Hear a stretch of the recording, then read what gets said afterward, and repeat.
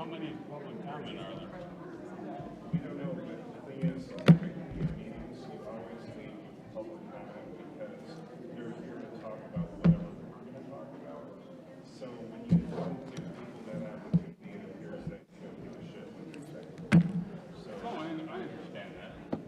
so that's the thing. It's like, this is more of a careful conversation. Here's the, oh, I can't read that from here. I can't read the clock from here.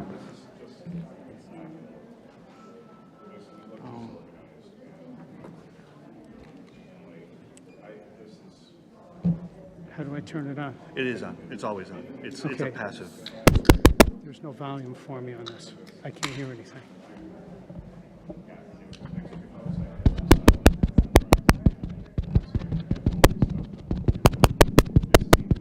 Any more? That's all the volume Is that there is. maxed out now? Yeah. Okay.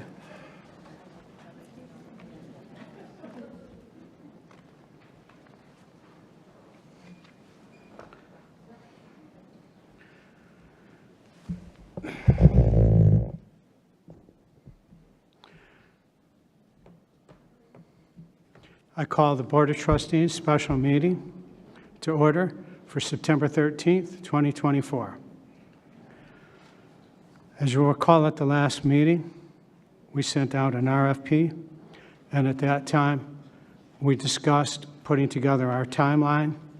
We also discussed that as soon as the RFPs came back, we would have a special meeting. This is that special meeting, and this is the reason for it, to go through the documents and decide the directive that the board is going to take. So we will determine the permanent president search process and to get the process going sooner rather than later. Is there a motion to adopt the agenda? Are there any changes to the agenda? I would like to make a change in the agenda. I would like to take item 3 and change it with item 4, because I have 2 board members that have to leave, and then I have a 3rd board member that also needs to want it changed, but to get the business done. Now, having said that, if we don't get through all the public comments, so you know, we will reconvene to hear the rest of the public comments. And even before we have a regular meeting, we will have to hear the public comments. So one way or the other, we're going to hear the public comments. But right now, to get business done, I would like to change, without objection, item 3 and 4. Make 4 number 3. And make Mr. 3 Chair, I number 4. object. I object. We have an objection. Okay. All those in favor of changing it signify by saying aye. Aye. Aye. Aye. Aye. All those opposed, nay. Nay. The ayes have it. The agenda has been changed.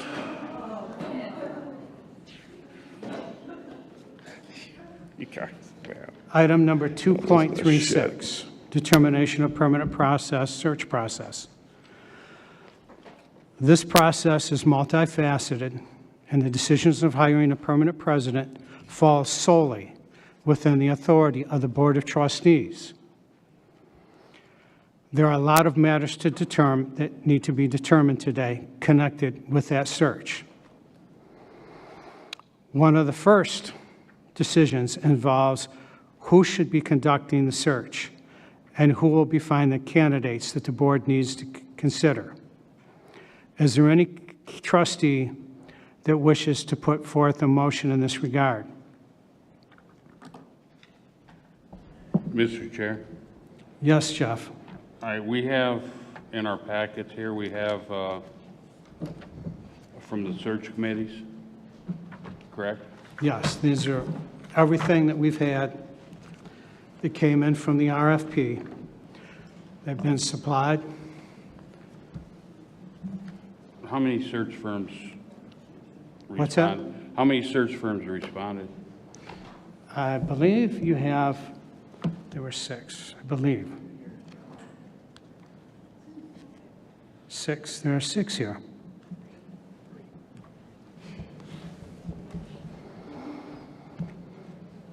Mr. Chair, I've got a question. I'm sorry, John. I have a question. Okay. Do we have a motion on the floor right now? No, we don't. First thing, I would move approval of the timeline for the permanent presidential search process. Okay.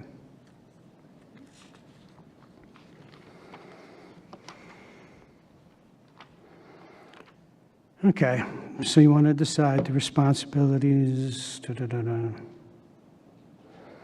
You have the timeline in front of you. It's been provided to the public.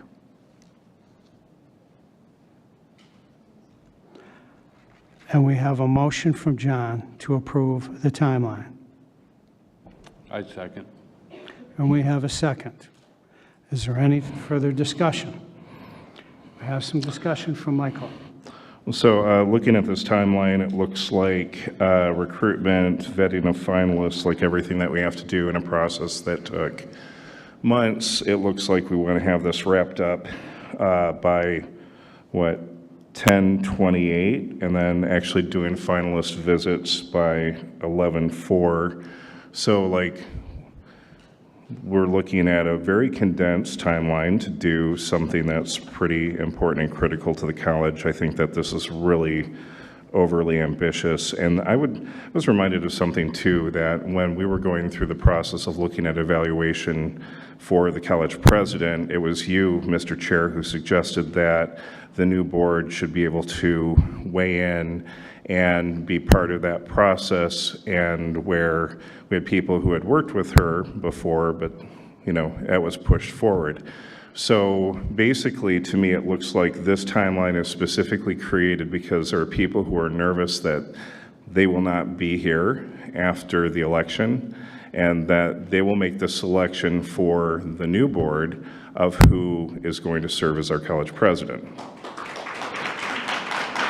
So what my recommendation would be is that we need to slow down and make sure that this is done accurately and appropriately, and that the people who will be working, we've got 3 people at this table right now who may not be here in the future and will not work with the person who actually is going to be selected. So we would be making a selection for the new board members who will have to work for them for the foreseeable next 10 years. I kind of feel like we're rushing a process, specifically so that the person can be picked before the election. And I think that is, it's not doing any favor to the college, and it's not doing any favor to the new slate of board members who will be serving this institution. So I will be voting against this timeline until something reasonable and realistic can actually be established, so we're doing the best thing for the college.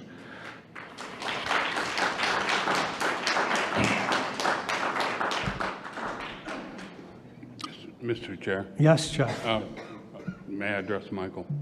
through the chair. Michael, this came up because Mr. Daly, this was his vision to have it by the end of the year. It wasn't Andy's, it wasn't mine, it wasn't anybody else's, it was John Daly's.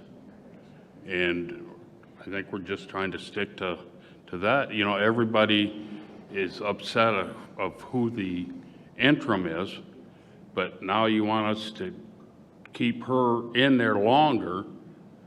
You can't have it both ways. Either we're going to hurry to do this, or the interim president's going to be in there that much longer. And from the comments we hear, there's very few people happy with that. So. Yes, Mr. Freeman. If I can respond through the chair. The thing is, we had months ago been talking about what a timeline would be. Initially when Trustee Daly suggested that we just keep Jason in, we could have moved this process along sooner. Now the timeline has changed.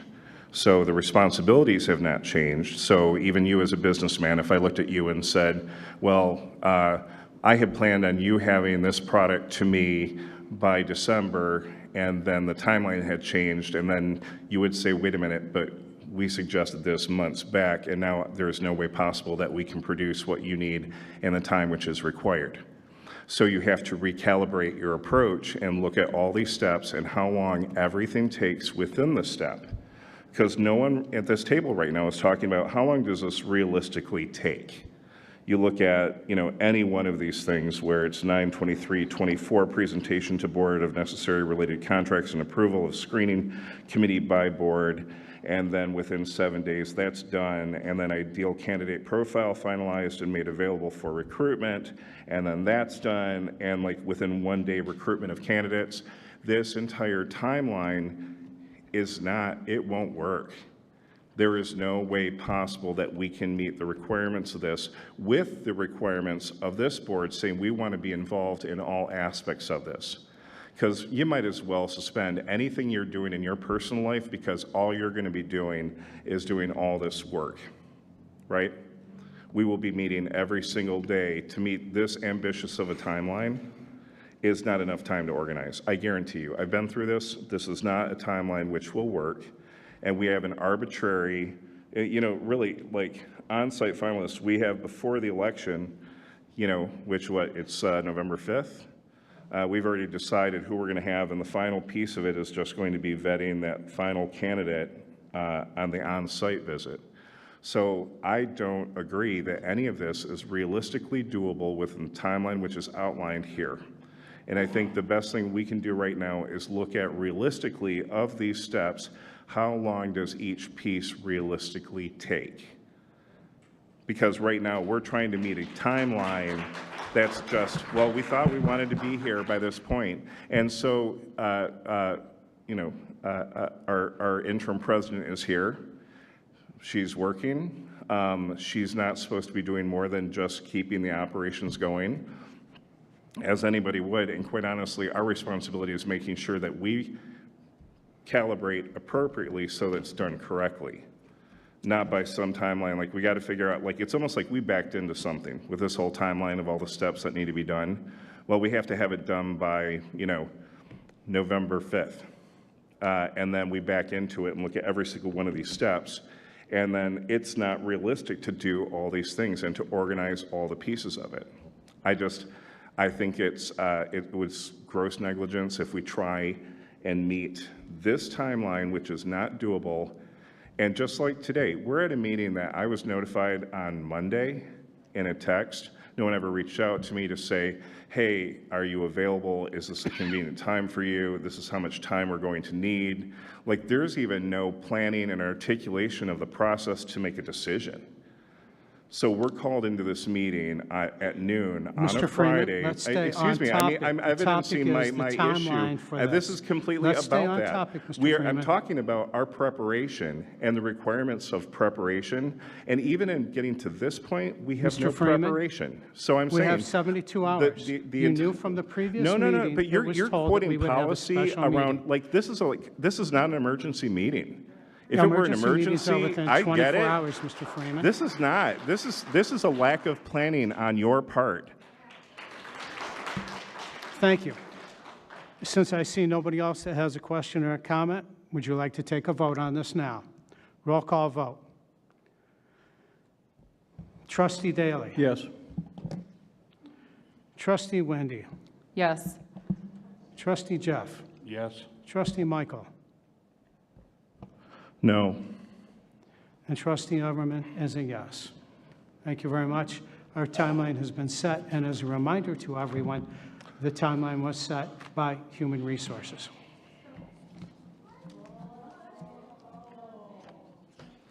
You can find that at our last meeting.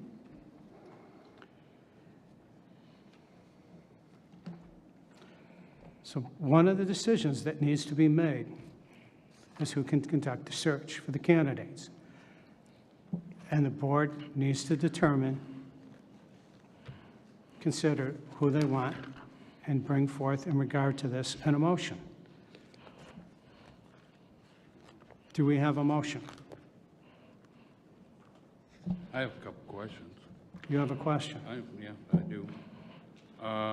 With these search firms here, I haven't had a chance to look at all of them. How pricey are these? We don't know. When you go through each one of them, they did not give us a price.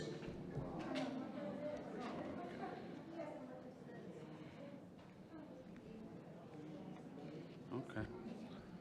Well, then, Mr. Chair, Yes. I would like to make the motion that we do not go with these search firms, that we take it to the ad hoc, and just to use, the ad hoc can use all the resources of the school, just as they did during the interim search. And, yeah, that it goes to the ad hoc committee. Okay, you've got, I think you've got a motion there. Well, You want to take it to the ad hoc, Yes, and you want to allow them to use all the resources of the board attorney and the school.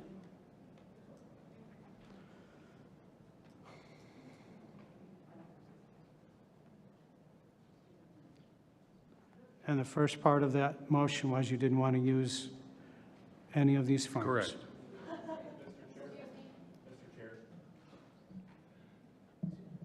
Okay. Do we have a second? We need a second before we move forward. Do we have a second? We need a second before you, Need a second? if there's a second, then, is there a second? Is there a second? Are you seconding that? I'll second. Okay. Okay, no, go ahead.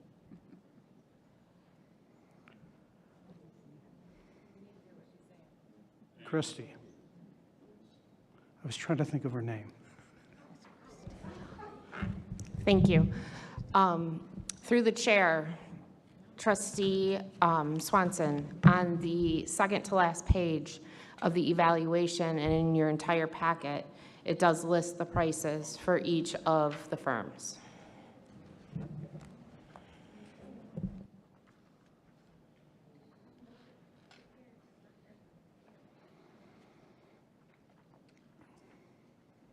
Okay, we have a motion on the floor. Is there any discussion on the motion?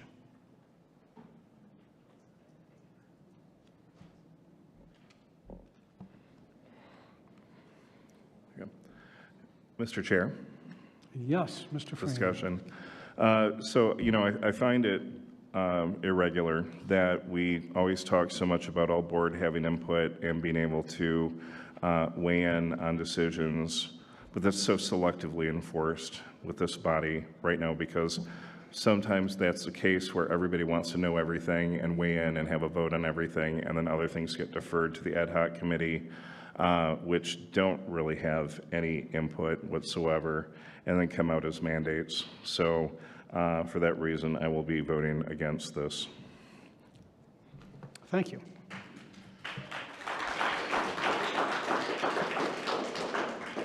Mr. Chair, Trustee Swanson. I was under the impression that the ad hoc committee, the board, all the ad hoc committee is going to do is make recommendations. That's full all the board ad is hoc going- committee can do. But there's another thing that we'll need to do is, once you decide to put this into an ad hoc committee, we'll have to create one. So the chair will say, I create an ad hoc committee, and then I select the members, and the board approves the selection of those members for the ad hoc committee. So if Yeah, you I want to thought put the it ad into hoc an ad committee hoc, that's where we're at now. I thought the ad hoc No, committee was that ad already. hoc committee's job was completed when the interim was hired. So they no longer have a chore. Are there any other comments? Seeing none, roll call vote. Jeff? Yes. Wendy? Yes. John? Yes. Michael? No. Myself, yes. Motion passes.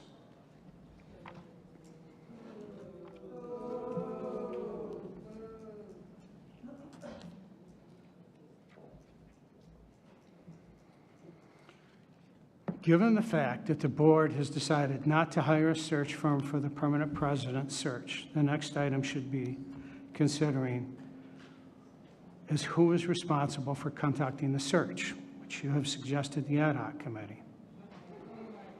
So for the ad hoc committee, I appoint Trustee Daly, Trustee Swanson, and myself.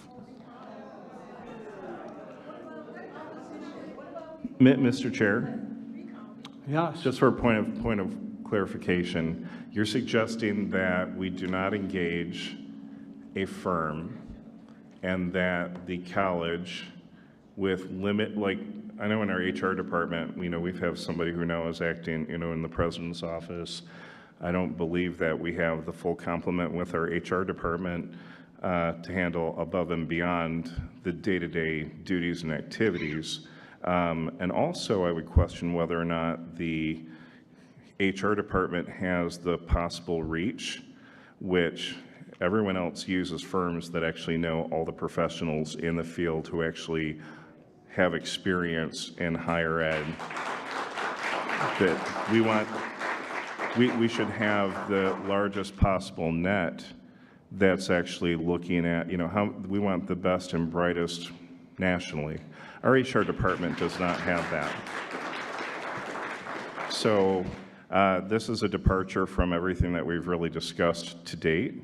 Like I think everyone was on board with having a search firm working with us. Like we've used Polygroup in the past, and not saying specifically that we use Polygroup, but it should be somebody who has experience with looking for executives within higher ed nationally, and in particular community colleges. I think that there again, this is a lack of preparation. It's a lack of, this is not an approach that's going to be successful. And our HR department will not be able to handle what is necessary, which leads me to think that is there already a preordained or predetermined outcome in this, which they're saying, well, we're just going to hire who we're going to hire anyway, so why even engage in a broader national search or talk to people in the community and have them weigh in on who they'd like to see? Like everything that we did before, it feels like everything's being thrown out the window, and I really want to know why.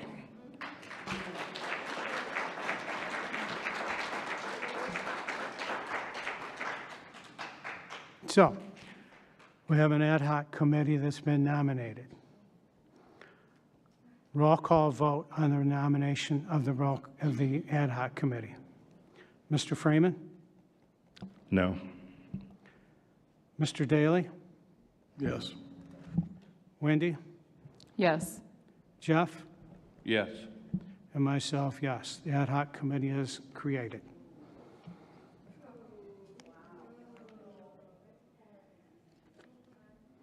Now the important thing is, what are we going to have our ad hoc committee do? So you have to give a specific explanation of what the charge is for the ad hoc committee. And I'm hoping that we have thoughts on that.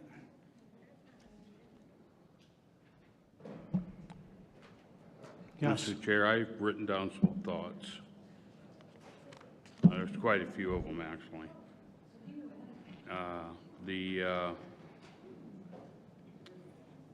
The ad hoc committee should be charged with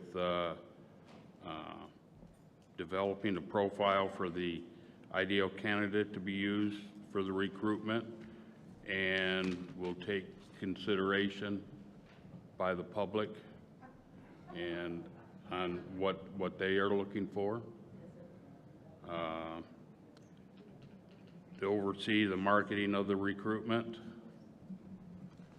to review all applicants for the position, which every board member should be able to review every applicant. And we'll narrow the search down to 5 semifinalists, subject to the approval of the board, with each board member being able to nominate an additional candidate for consideration that's not in the top 5 to begin with. An additional, how Yeah. many additional? One additional per board member, Okay, okay? To, with the help of HR, to confirm and the credentials and the qualifications of the applicants. And to, we need to set the time for a open forum, so to speak, for the public to voice their opinions. And arrange the on-site visits by the finalists. We would need to work with the board attorney to, for the contract terms, which will be okayed by the full board. And to place on the regular meeting agenda or call special meetings to get done the necessary things that we need to for the full board to make the decisions. And we need to be able to do what we need to facilitate the search, except where decisions need to be made by the full board.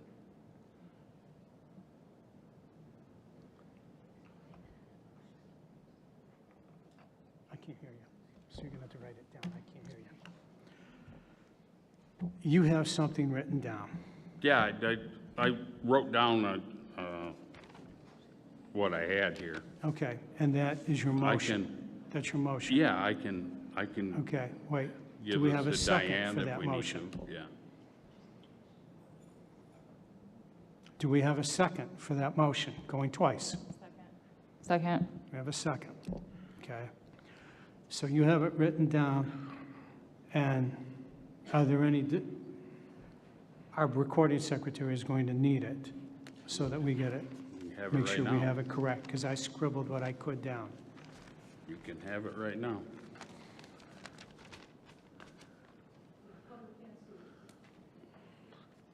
Thank you, sir. Okay. Motion and second. Do we have discussion? Yes, Mr. Freeman. When I was notified about this meeting on Monday, I knew it was going to be bad, but I wasn't prepared for this level of amateurish, undisciplined, agenda-laden,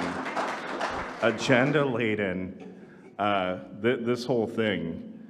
Even like your prescription of everything, it's like, oh, magically the ad hoc committee is going to do this, and then you have everything in writing of everything that you wanted the ad hoc committee to do. And then this is not worthy of this college. This college that's been here for 100 years, and I still have the floor for one moment more, I'm almost done. That this entire process, which has just been articulated, to me is just, this is not good for Mott. This is not good for our community. And quite honestly, I'm kind of questioning to myself, why am I even here right now, other than to be the voice of objection within things that are ridiculous? It's pointless. The votes are going this way. It's like, I might as well not even be here. And so you're 3 down, you 4 make the decision of what's going on. But I'm not going to be part of this. This is wrong. And all of you need to know what you're doing is wrong. And I would say we have media here, we have people from the community, get people out to vote, clean the slate, fix this board, do what's right in the upcoming election. I'm out. Thank you very much, Mr. Freeman. Are there any other comments on the motion? Are there any other comments on the motion? Seeing none, roll call vote. Trustee Daley, would you like to have the motion re-spoken? Or are you ready to vote?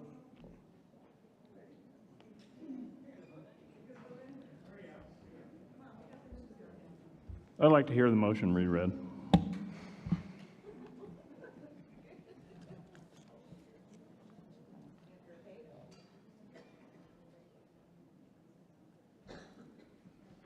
motion? Sorry. The motion made by trustee Swanson is determine the responsibilities of the ad hoc committee with regard to the presidential search process, and these are the delegation of duties. One, to develop the profile of the ideal candidate to be used for recruitment, and will take into consideration the community input, subject to the approval by the full board. Number 2, to oversee the marketing for the recruitment. 3, to review all applications for the position. Every board member will be able to review all applications also. Number 4, to narrow the candidate pool to the top 5 semifinalists, subject to the approval of the full board, and with each board member being entitled to nominate one applicant that is not in the top 5. Number 5, to confirm the credentials and qualifications of all semifinalists, and to prepare these applications for board review and the board selection of the finalists. 6, to make all arrangements for on-site visits by the finalists. 7, to work with the board attorney as to the contract terms for the person selected by the board. 8, to place on a regular meeting agenda or to call any special board meetings that may be required for the board's decision-making during the process. And 9, to do whatever may be required to facilitate the search, except those decisions which are reserved to the full board. And the ad hoc committee shall be authorized to use the resources of Mott Community College and the board attorney in carrying out these duties. I believe that is the motion. So before you vote, I would like to point out, at the previous meeting, each of you were given the documents of how the search was done in the past, whereas our learned colleague, Mr. Freeman, stated that you've gone beyond. That information was shared with this board. I'm not an English teacher, but I call that plagiarism, because you took what was done before and you just put it down and are using it this time. We're appropriating that information and using it. I think that seems to be lost on everybody at this point. That's what was done in the past, and that's what you copied. Well, Mr. President, this is an important decision, and I've thought a lot about it, and that's the way I feel we should go about it. And I brought it forward. Okay. One other thing, and this is not meant to be critical. I am not the president. I'm just the chairman of the board. So, okay. Are there any questions on the motion?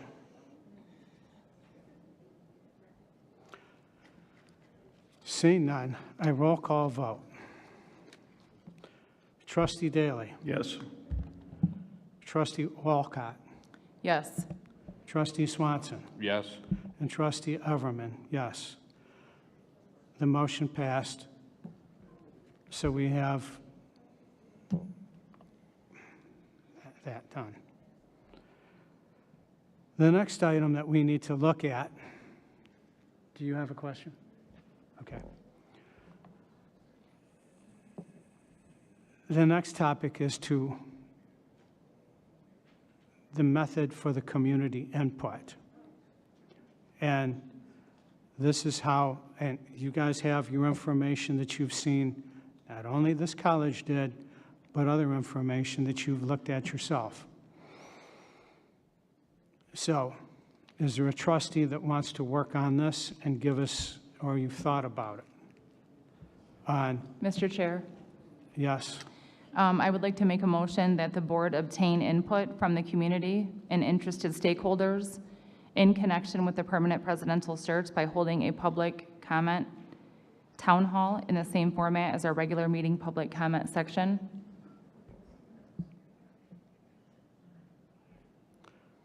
A public comment, okay. A public comment forum, that's what you want, Yes, a town hall. a town hall.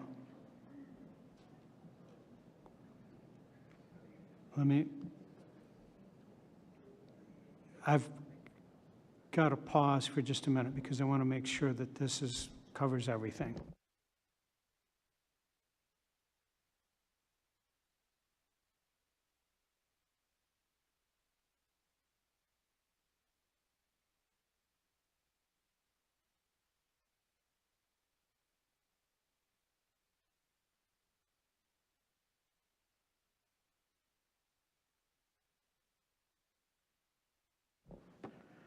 Wendy, I apologize for that. And I got a legal opinion that that's a proper motion. So is there a second to Wendy's motion? I'll second. So we've got a second. Is there any discussion about this? Seeing that. Roll call vote. Trustee Daly. Yes. Trustee Wendy. Yes. Trustee Swanson. Yes. And myself so votes yes. Okay. Now, as our learned colleague had pointed out to us, it's a big search. What is the range of the search that you would like to do, geographically speaking? Where do you want to look? And what's the board's thinking on this?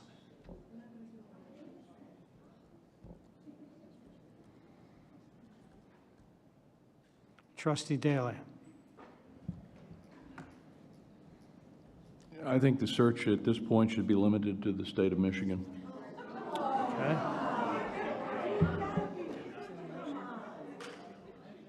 So we have a motion for the state of Michigan. Do we have a second for that? Second. We have a second. Do we have any discussion? John, you made the motion. Do you have any comments on this? I just think it's adequate, or it's important to have someone that has Michigan experience in there. And if that pool doesn't yield the talent that we feel we need, then we come back and then at that point then do an expanded search. Thank you. Are there any other comments? Seeing none. Roll call vote. Trustee Swanson. Yes. Wendy. Yes. Trustee Daly. Yes. And I'll vote myself. I don't need help from the peanut gallery.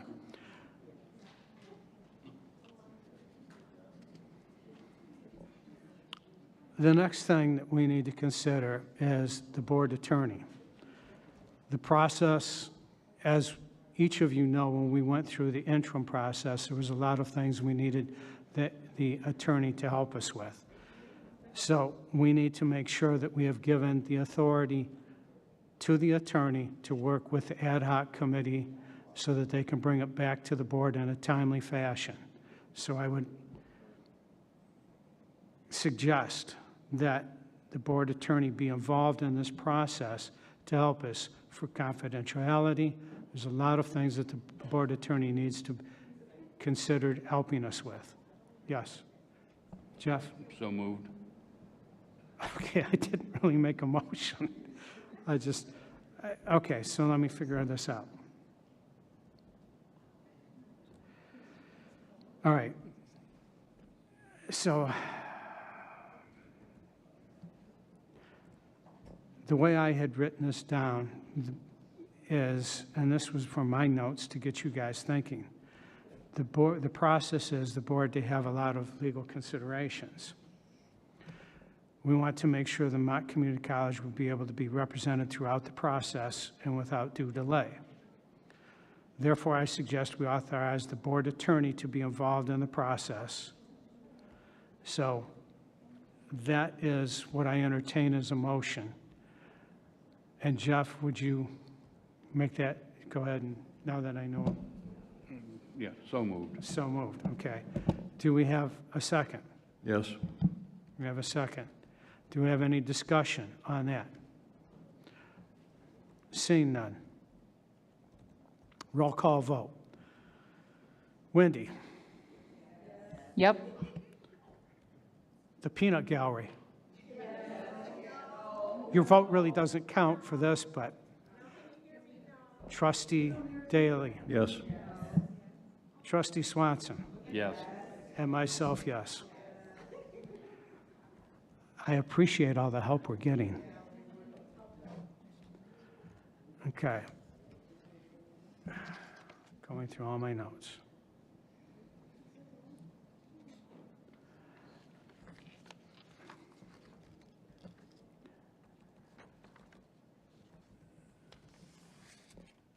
That is everything that I thought of to bring forward on this process with you guys, from the documents that we were given before and were able to look at. Is there anything else related to this at this point that you guys are thinking of that would need to be brought forward? If there's not, I'm going to ask again, is there anything? Okay. If there's not, I would like to now take the meeting into the comments from the public so that we can begin hearing those and having those read to us.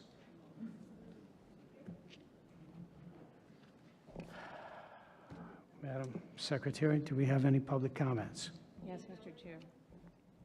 Yes, Mr. Chair, we do have public comments. Some are here in person, and we have about 24 written comments.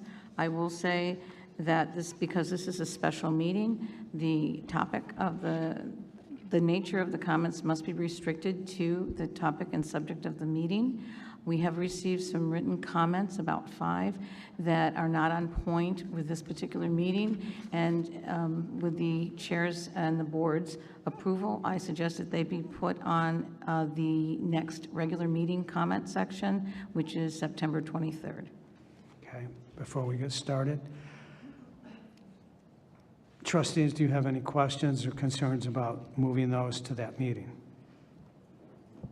Okay, so before we get started with public comments, I must read Board Policy 1640.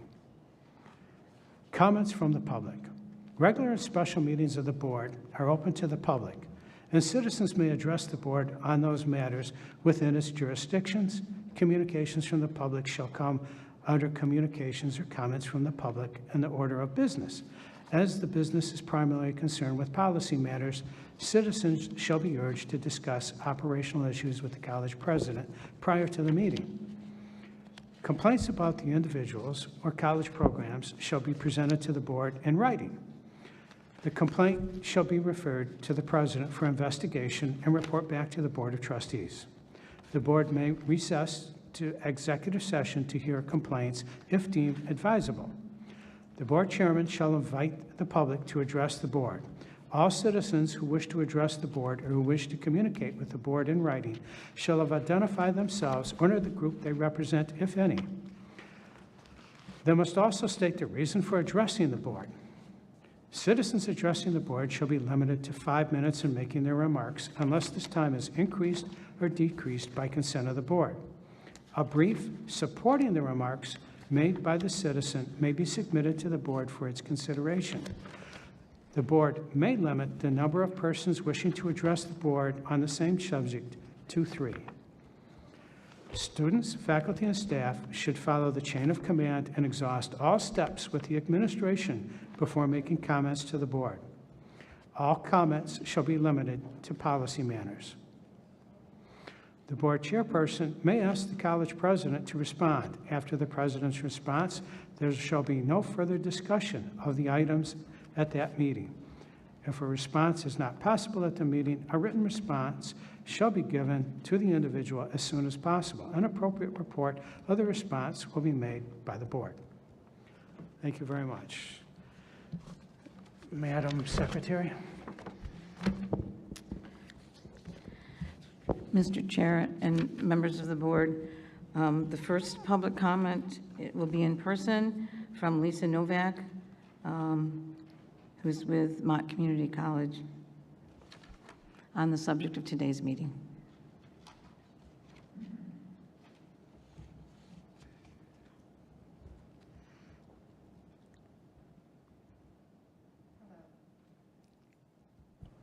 Hello. I'm Carrie Devon, reading this on behalf of Dr. Lisa Novak, an accounting and business professor. Unfortunately, due to the late notice of this special board meeting, Dr. Novak could not be here today. Dr. Novak states, "I am saddened that we are here yet once again to discuss Mott's Board of Trustees' lack of integrity. As an elected official and long-term employee of Mott Community College, I am concerned about this board's direction. As an elected official, I am also concerned about the well-being and future of the students, employees, and the community members in the organizations I serve. I do not feel this is the case for 5 members of this current board. The agenda being presented does not appear to be in the best interest of the organization as a whole. I have witnessed firsthand the interim president in action during a conversation, a panel discussion in which she forced her way in along with an additional panelist, neither of whom were initially invited to the workshop, and a speech to the faculty at our Welcome Back meeting. We have been presented with a lot of words, but no action. I was asked about doing lunch, but there has been no follow-through. It is obvious that me, my colleagues, the students, and the community's input does not matter. None of our voices are being heard.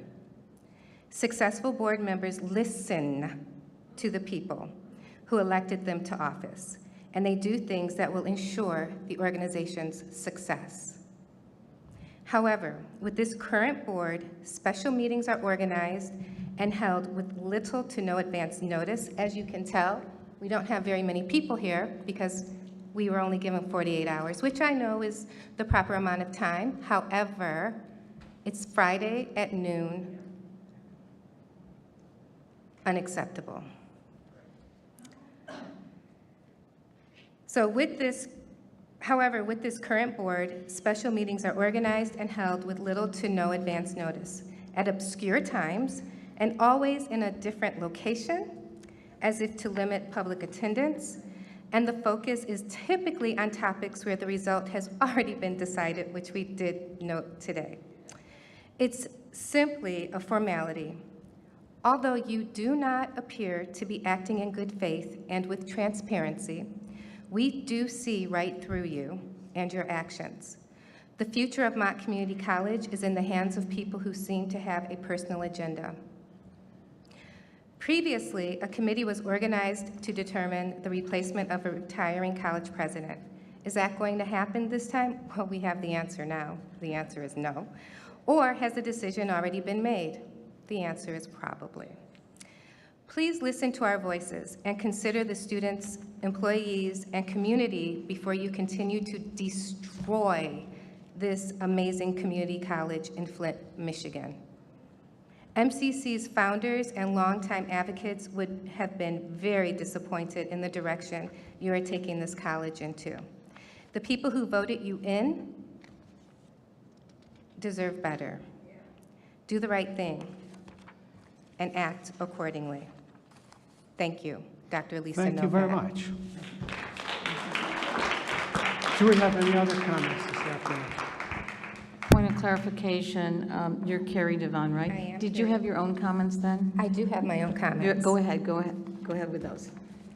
Hello, I am Carrie Devon, a full-time management professor, and here today as a concerned faculty member, citizen, and voter of Genesee County. What the majority of this current Board of Trustees has become is deplorable and embarrassing. For example, number 1, not hiring one of the 3 qualified applicants for the interim president role, with the most logical being VP Jason Wilson.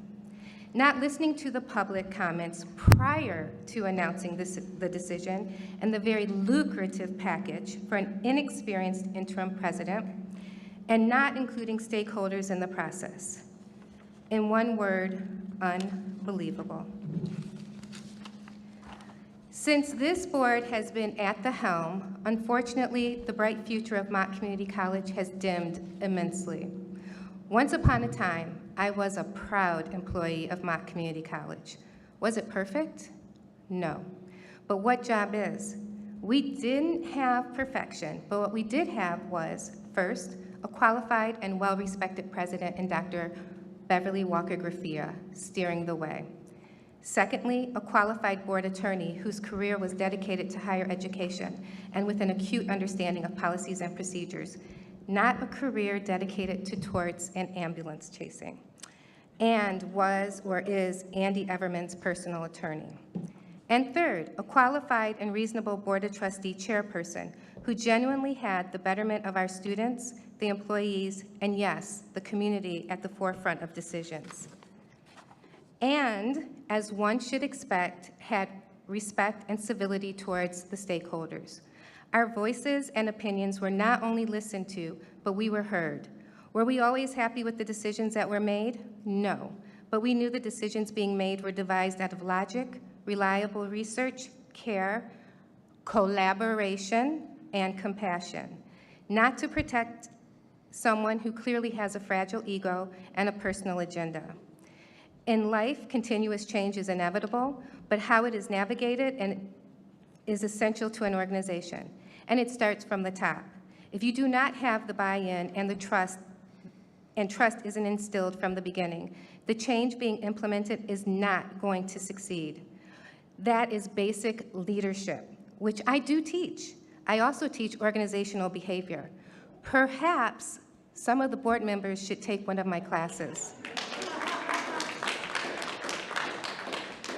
Interim President Shonda Richardson Snell asked a question at her interview. What keeps you up at night? Well, what keeps me up at night is worrying about the future of a once well-respected, life-changing institution named Mott Community College located in Flint, Michigan. Here I sit in front of you with specific questions that I would not only expect to be answered, but we deserve an answer. Number one, to what extent will the stakeholders of Mott Community College be involved in the search for president? We've already heard what that is. Number two, is there going to be a search committee, and what is the composition of the committee? Well, we also already learned that information. We do understand how the search for a new president should be conducted. And we also know it should be much more inclusive than just a few of the board members. Board of Trustees, rather. Lastly, the way this board has been behaving without integrity, no moral compass, and employees with low morale, it is going to be even more challenging to attract qualified candidates for the role of president, a once highly coveted position at Mott Community College. I cannot believe I'm going to quote a song from Twisted Sister, but we're not going to take this anymore. We are watching. November is right around the corner, and we do expect to be included in the process. We are not fearful. We are not fearful. You must do better. You must be better. Thank you. Thank you very much. Are there any other comments? Yes, Mr. Chair.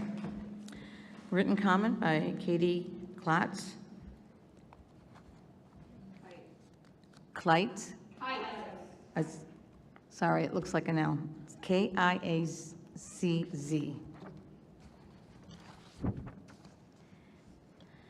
She writes, please do not deviate from the current presidential search process that is established and proven successful. It has been signaled that the current board wants to speed up the process, but there is no need to do such with an interim in place and the excellent leadership we have in our vice presidents and AVPs. To speed up a presidential search process would do harm to the integrity of the search and set up any selected in an expedited process for failure and long-term scrutiny of their hiring and capabilities. The next Thank you very much. Do we have another one? Yes, we do. The next written comment is from Brian Littleton, who is Vice President of Mott Community College Education Association Faculty Union.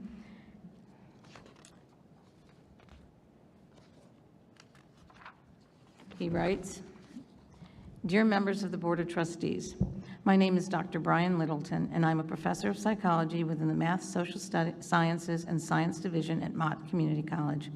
I've dedicated a decade of my career to this institution and have an extensive background in higher education. Additionally, I serve as the Vice President of the Mott Community College Education Association Faculty Union and a 2-year Vice President for the Michigan Association of Higher Education. Throughout my tenure, I have participated in numerous faculty and vice president search committees, providing me with considerable experience in these matters.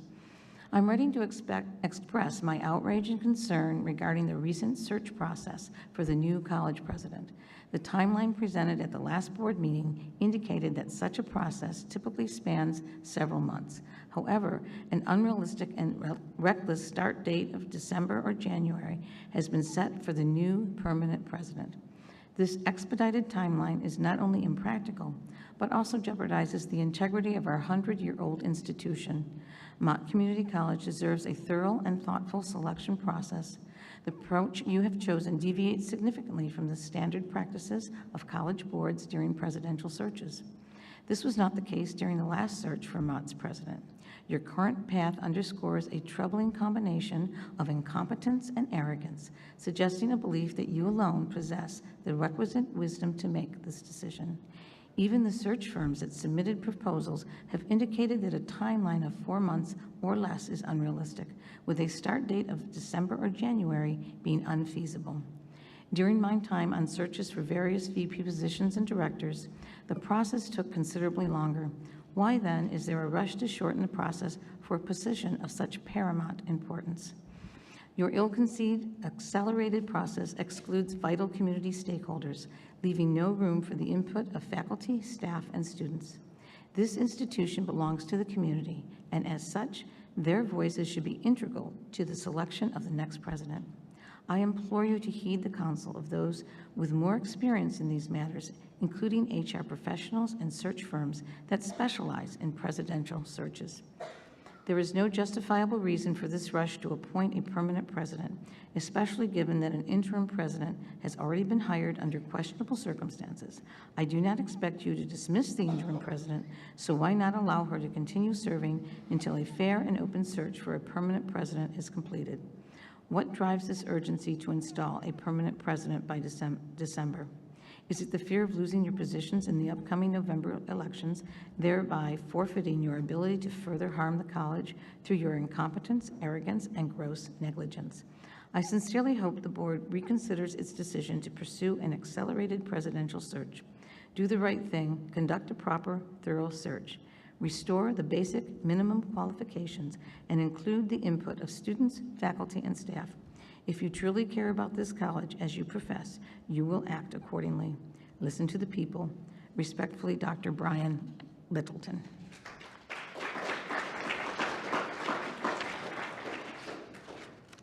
Thank you very much. Is there another one?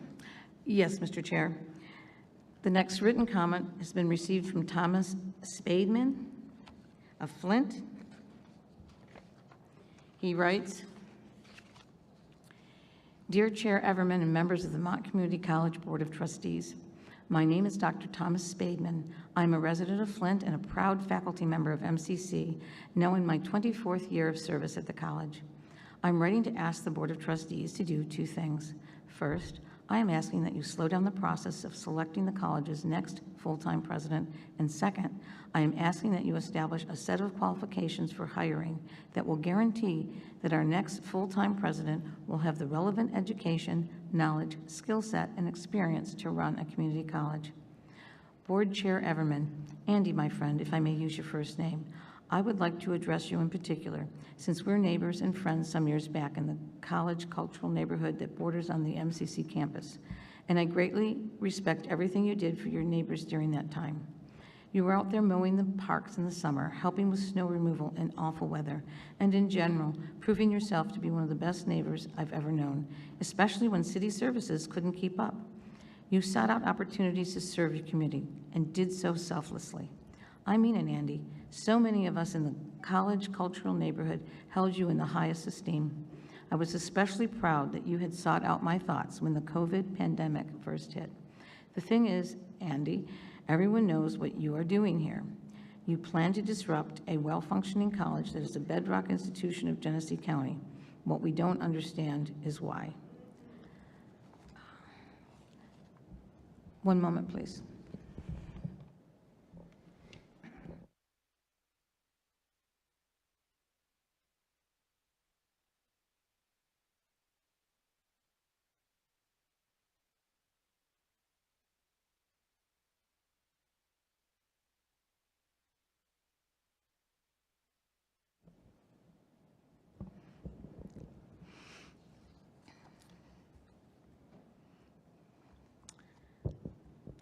So I have to ask you, I'll continue his letter. So I have to ask you, friend to friend, what are you doing? We all want to understand, but you won't explain your choices. You know from your years of service on the board that running a college is ridiculously complex. You know that MCC has had brilliant leadership for decades. You can take credit for part of that. Both President Shank, and I apologize, I don't know how to pronounce his name, S-H-I-A-N-K, You know that MCC has an A-plus financial rating, that the college has expanded substantially the ways in which we serve the community, and that the college survived the last few crazy years amazingly well, while nearly all of our peer institutions have suffered. You know that we need a president with extensive knowledge of higher education and a clear and clearly articulated vision, because anything less is simply courting disaster. And by disaster, here I mean falling student enrollment, poorer services to the students and the community, loss of jobs, and even the possibility of loss of accreditation. You know, Andy, that other colleges that have taken the direction in which you seem to be guiding us have not done well. All have suffered, and some are actually facing extinction due to loss of accreditation. It's a mistake, my friend. You know that harm to MCC is harm to the whole of Genesee County. Mott is an important economic driver for the county, and you know that the actions you have taken and are planning to take are highly likely to hurt MCC and the whole county economically. So please, Andy, slow down. Do not rush the process of selecting a permanent MCC president. You need to explain your ideas to the whole MCC community, and most of all, you need to make sure that our permanent president has the necessary education, experience, and skill set to help MCC move forward during a time when all colleges and universities are experiencing significant stresses. Thank you for listening. I very much appreciate your time. We are stronger when we work together. Signed, Thomas B. Spademan. Thank you very much. Are there any other comments this afternoon? Yes, Mr. Chair, I invite Ann Figueroa to come forth with her comments.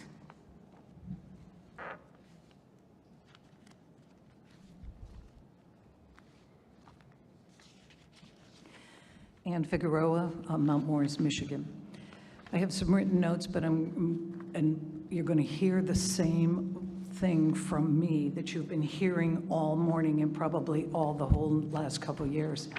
But I'm going to address right now the disdain that we just heard from the chair calling us the peanut gallery. We are the public. We are the public and have a voice here. I'm also going to remark on the disdain that you demonstrate amongst your board of trustees. It's Trustee Daly, Dr. Daly. It's Wendy. It's Wendy. Trustee Wendy. Trustee Swanson. Sue. Trustee Sue. Trustee Reyes and Trustee Freeman. Your disdain for two of your members, I'm tired of sitting here listening to how you treat those women. And you should be speaking up. And if you can't pronounce your last name, give them a tutorial. It's horrible. It's just horrible to listen as a woman to be treated like that because you're in the same position that you are and that you are. So the disdain just comes across. And this was all written based on the 132-page agenda that you threw out there 2 days ago. So some of it has already been repeated, some of it already has been commented, but I'm going to read it. I'm here to ask you to consider your public obligation to make your decisions in a public manner. There's no way Jeffrey Swanson wrote those, oh, I have a few notes for, oh, I'm going to create an ad hoc position and eliminate the recruiter. There's no way. That was pre-planned. Scheduling a meeting in the middle of a Friday when most people work a schedule or going away is an example of the disdain you demonstrate not only to the public, but to your fellow board members.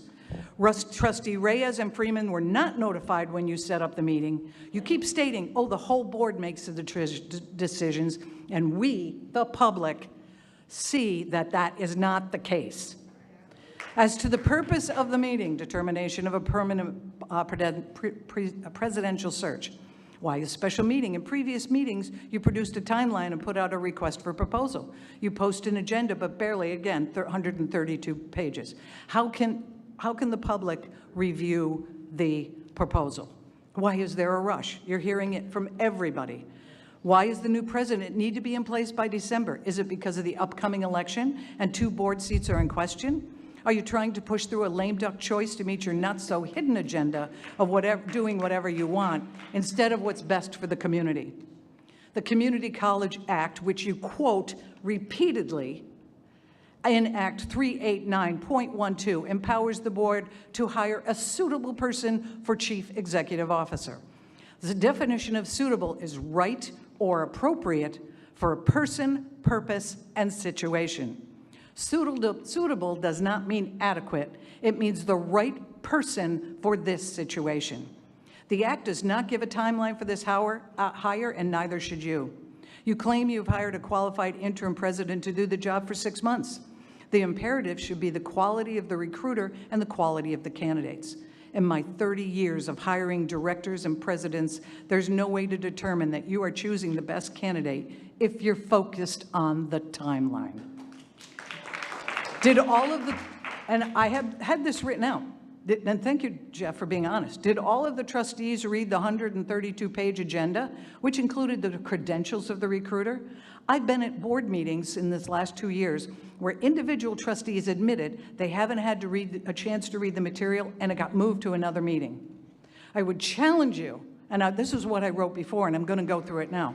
I challenge you to preface any comment on the material with a statement whether you did or did not read the 132 pages. Now, this is irrelevant at this point. Are you going to have in-person interviews with the recruiters? You know, there's a lot of questions you should ask, but truly, you're not going to ask those. Or is it you're just going to promote the interim with no academic experience because she's doing what you're telling her to do? I'm going to quote Dr. Daly. You supported a shortened interim search to make sure there was enough time for the permanent search. Your goal has always been to get a qualified candidate for this permanent search. The process that you have laid out today does not do that. You flip-flopped. You have not stood up to what you said in the beginning, and I'm extremely disappointed, but the public is disappointed. So I think I believe, you know, again, repeat that you were given the information from HR. The information on the previous search was not anything like what you did. So your claim of, oh, you were given a process and you just emulated, that is not true. All right, and we ask about when is public involvement, public involvement. At this point, a public town hall, what makes us think you're going to listen to us then when you're not listening to us now? Excuse me, Ed. Is it 5 minutes? Your 5 minutes are up. Okay, thank you. Does the board wish to let her to continue? Just have to add, do what is best for Excuse me, madam. Community College. Did the board wish to allow the lady to continue?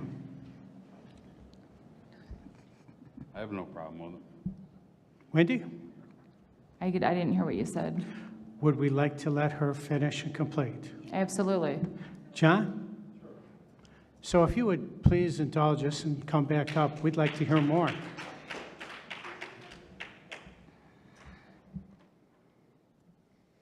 Thank you. So at this point, I just said we'll also be listening to how you will be including the public in this process. And as I just said, I don't know why we should think you're going to listen to us, because you're not listening now. You claim to want the best for our students. You want student success. If this is an example of success, you're already failing. Do what is best for Mott Community College. Not only the students, the community. Mott Community College touches everyone in this community. I can't tell you how many people I meet. Oh, my brother went there. I went there. My son. My son and my grandson are proud graduates here. My stepdaughter, proud graduates. So it's touched my family.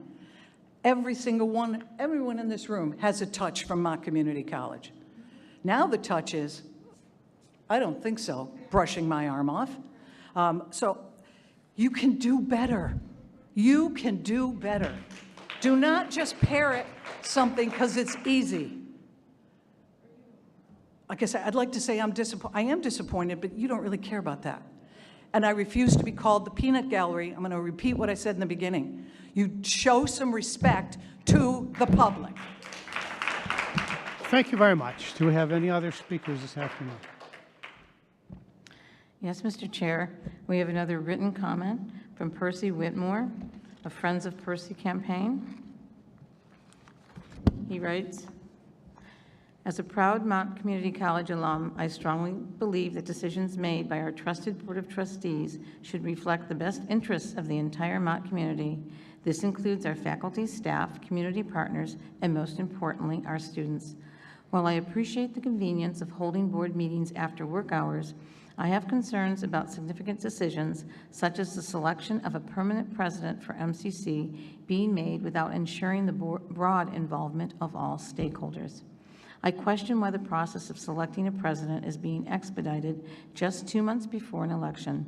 It's clear that there are differing opinions, but now is the time for our board to act in alignment with the values of Mott Community College upholds, values that reflect the dedication of every employee, partner, and member of the community. MCC's mission is to provide high-quality, accessible, and affordable educational opportunities that foster student success and enhance the overall quality of life in our diverse community. Does rushing the selection of a president truly reflect these commitments?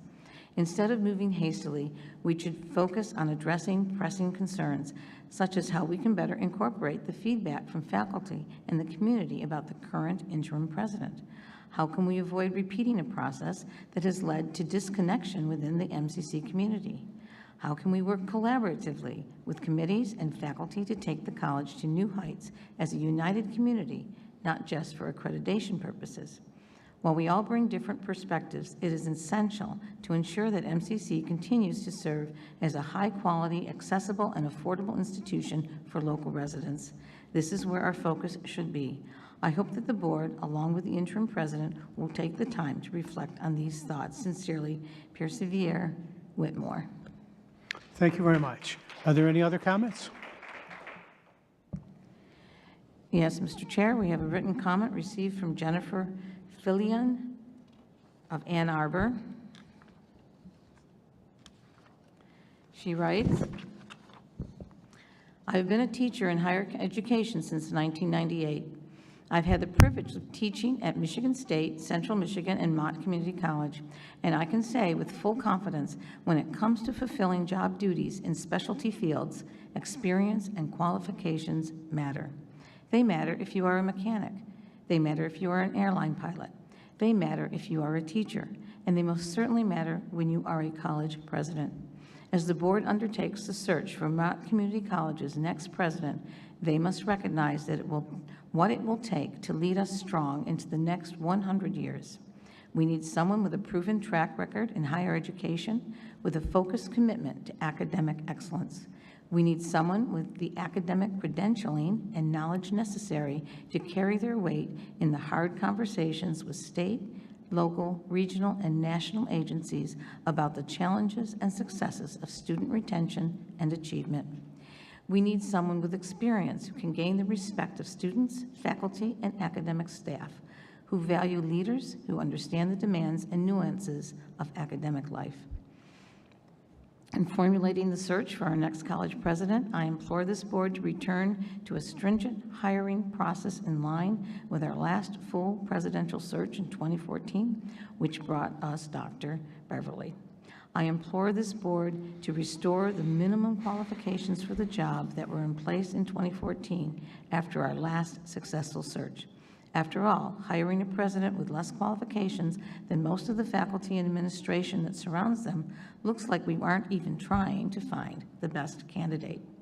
I implored this board to not rush this process, but allow time for all stakeholders to be involved, to meet candidates, and to provide input that has weight in the decision of who will be our next president.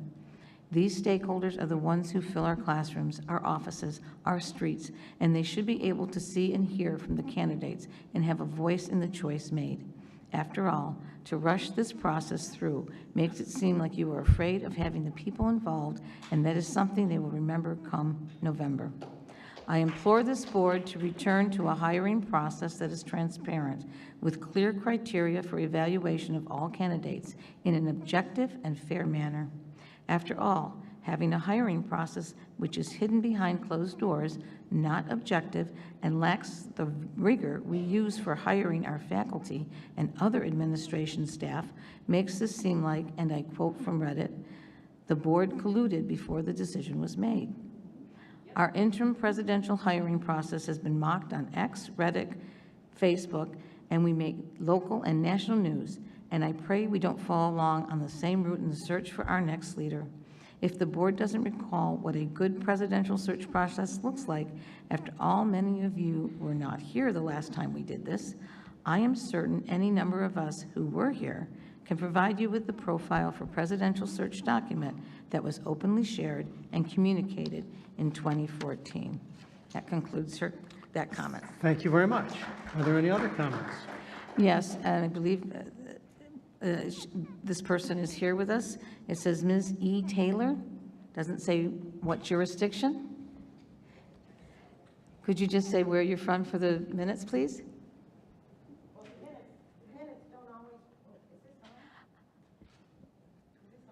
I just need to know what So the part of our minutes district don't you're in. always reflect everything I say, so I assume that you're not truly interested, not you personally. Ma'am, the recording secretary asked a question for clarification. Could you help her with that? I did. Yeah. I responded. Thank you. Did you get So that? I am here. No, I did not hear where you were from, Ms. Taylor. The reason is that we identify people by their jurisdiction within the school district. So I will take that as a no response. Thank you. So I'm here seeking the recall petitions. If they're available, please let me know where they are. I, again, have mentioned every meeting I've attended that this is a violation of the Open Meetings Act. All the buildings, which I've been told repeatedly from you, that they're always posted on the buildings, and they are not.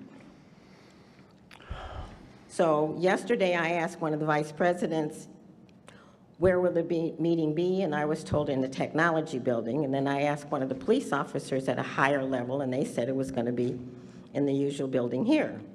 So it looks like even staff doesn't know where your meetings are. Who chooses a staff from an administrator is what you're doing now is a violation of good practices and best interests for Mott College and the community. You persist in saying resident. You should be saying residents rather than citizens, because I think that's a violation too. I think we should begin to protest the Mott Community College ballot in November if there aren't going to be some drastic changes to this ad hoc. We saw what ad hoc did to this a couple of months ago. They were secret meetings. They were held around the corner. They didn't tell us. They canceled the meetings without much notice. They give us 48 hours for how many pages? 132 pages, which is an insult to the community. Taxpayers deserve better. Taxpayers are paying for all of this shenanigans, and we don't like it.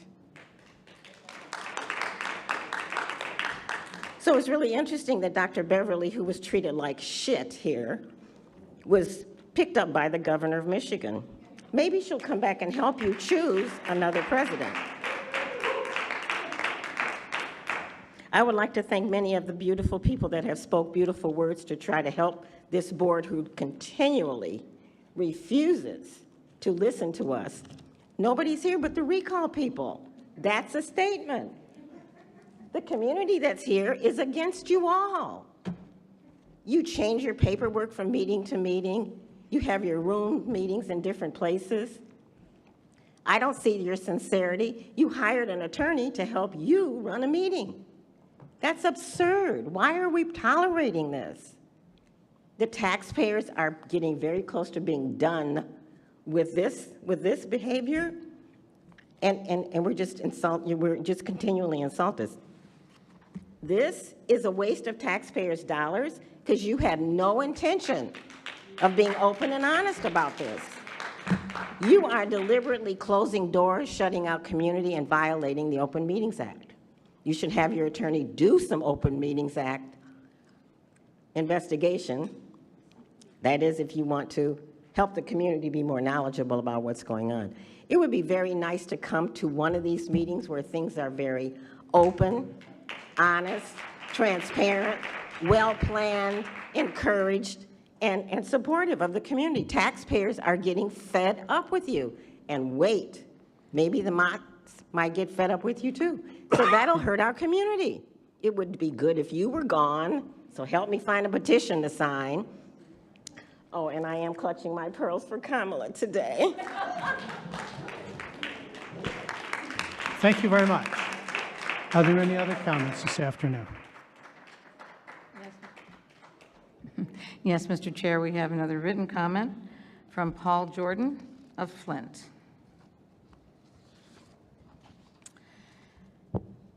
Thank you for this opportunity to comment. After a long period in which Mott Community College experienced a sequence of revolving door presidents, it and the people it serves in recent decades benefited from 2 presidents who served long terms, during which that stability added greatly to the institution. Neither was chosen through a fast-track process. The phrase, "marry in haste, repent at leisure," applies just as well to hiring key staff as it does to marriage. Making the best decision in hiring a president is much more important than making a fast decision, because a board will make no more important decision than its choice of our next president. The fact that we will experience an election for board members in the next several months should have no bearing whatsoever on the process. If anything, it suggests that the final decision should be made by a newly constituted board who will need to establish a firm working relationship with the new president in the upcoming years. Thank you very much. Are there any other comments? Yes, Mr. Chair, we have a written comment from Colleen Reinhardt of Flushing.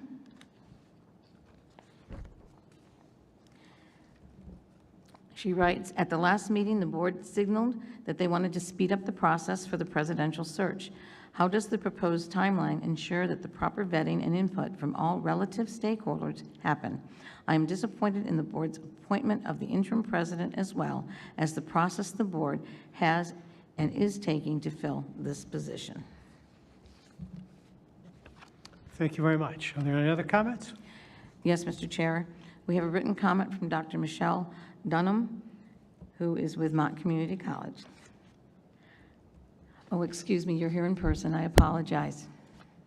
I am, thank you.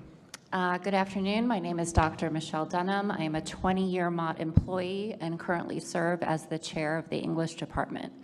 Much of what I prepared to say today is now irrelevant because I very naively came here with hope that I might have an opportunity to address you, to speak with you very openly about what we need from you. I had the very naive hope that my voice might actually make a difference.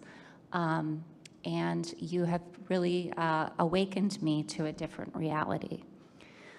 I was here this afternoon to assert that the Board of Trustees should follow a public, transparent process to find and hire a permanent president for this college, one that allows time to gather the thorough input of all stakeholders, members of the community, faculty, staff, and students.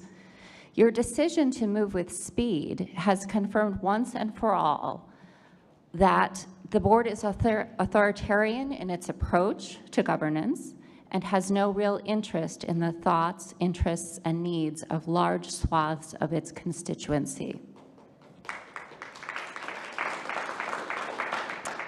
I've crossed out a lot of my remarks to just not waste anybody's time, but I do want to say that the chair grossly misled the public in suggesting that HR recommended a compressed timeline. That compressed timeline was created by HR at the request of the board, and HR was not in any way suggesting that that is a legitimate process to follow in hiring a president. And I'm appalled that you would throw Mott employees under the bus like that. That is so irresponsible. So irresponsible. Routinely, you justify your disregard for precedent by turning to your legal counsel, who then cites the Michigan Community College Act as if to reassure the audience that you aren't doing anything illegal. You seem to think that having your legal counsel confirm that your actions are not illegal is somehow convincing evidence that your actions are proper. How cynical, how dystopian is your vision for this college that you hold your work to such a low standard?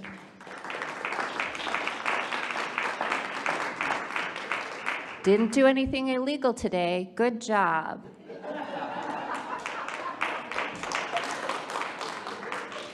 Have you thought through the end result of a rushed process? If you ram something through, install a permanent president as quickly as possible, if you impose a new president on this institution without bothering to generate any goodwill, any buy-in from the faculty, staff, students, and wider community, what do you think that president will actually be able to accomplish? They will be, through no fault of their own, the fruit of a poisoned vine, a truncated, poisoned process. A college presidency is all about relationship and coalition building. College presidents need to inspire. A college president is nothing, is no one, if they are not authentically connecting with the people who work and study here and the people in the community we serve. While you might succeed in quickly installing someone into this position, if you skip the step, as you apparently are going to do, of building excitement, hope, and goodwill in the community, you will have set that precedent up for failure. What a nightmare for that person, right? I feel so sorry for whoever you hire. But more importantly, what a nightmare for the community that relies on this college. Thank you. Thank you very much. Do we have any other comments? Yes, Mr. Chair. We have a written comment from Nicholas Braithman of Mott Community College. He's from Saginaw, Michigan. In my 20-plus years as a professional educator at the K-12, university, and community college levels, I have never witnessed a board more willing to circumvent standard policy and seemingly dismiss public opinions and recommendations from its employees and stakeholders as callously and intentionally as this one has recently.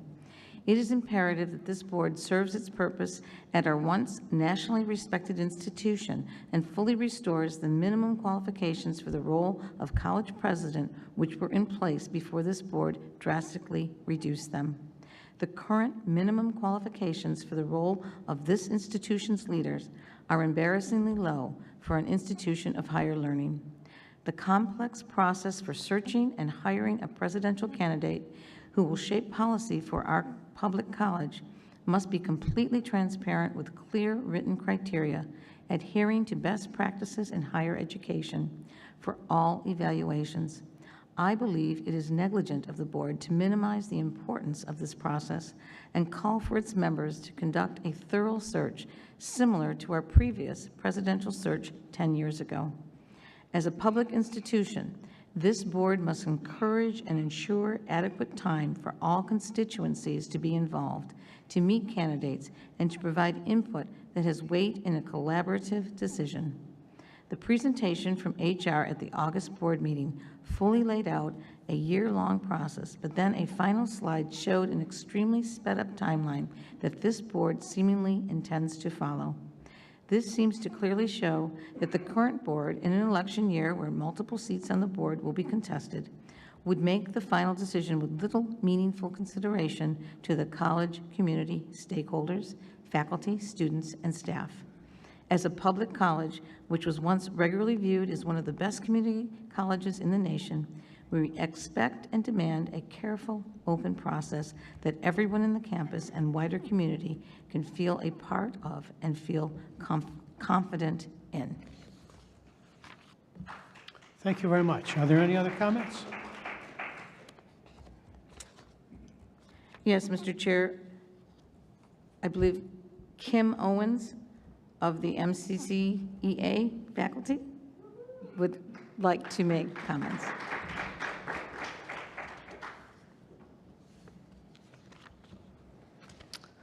Good afternoon. My name is Kim Owens. I am the faculty union president. I had a whole bunch of remarks prepared, which are now out the window. I, like many others, was going to call for transparency. I was going to call for stakeholder input. I was going to foolishly ask that you employ some sort of rubric when you conduct the interview for the president. Clearly, that's not going to happen anymore. So now I have another question.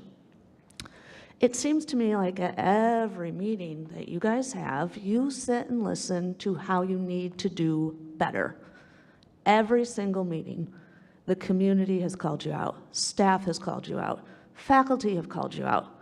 And yet it seems like the following meeting, you do a double down, hold my beer moment, and it gets worse.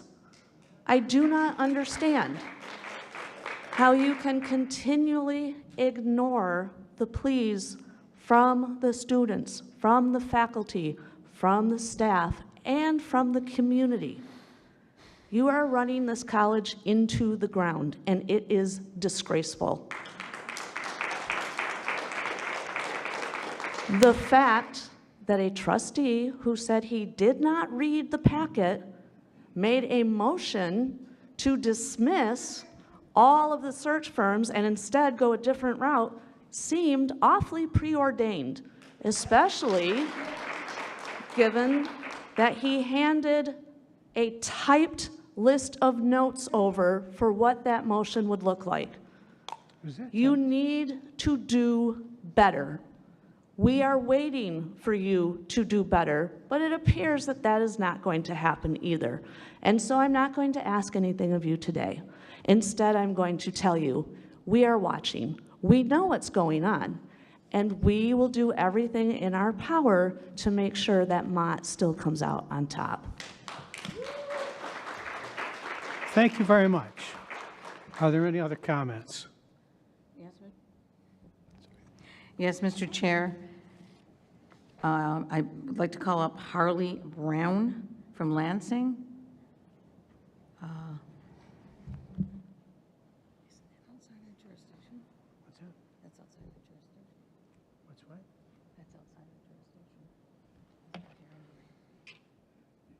So is the Ann Arbor one.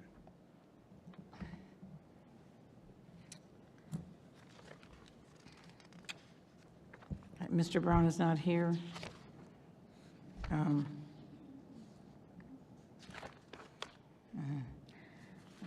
it anyway. This Thank is you very outside much. our jurisdiction, and I was informed that We did one there's from Ann Arbor. policy like that, and we did one from Ann Arbor. Previous one was done from So- somebody from Ann Arbor.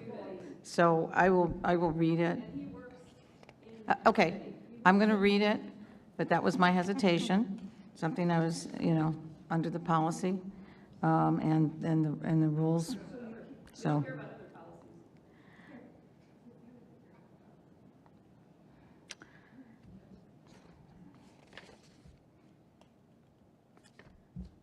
This is what Mr. Brown, no, Harley Brown writes. I know that this board is still,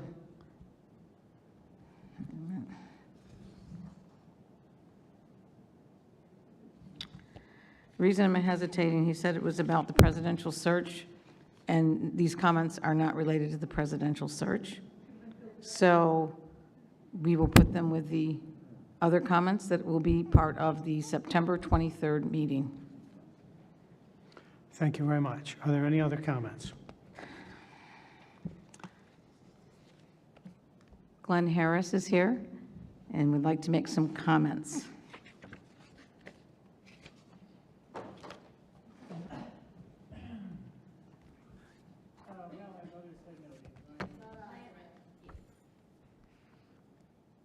Comments had to be revised, but that's okay, I suppose. You thought it fit to change the agenda, so I have to change my comments. I am a fearful employee of this college, but I want to be very clear that I am still a very proud employee of this college because of the work done every day by all of my colleagues and the commitment that we all have to our students.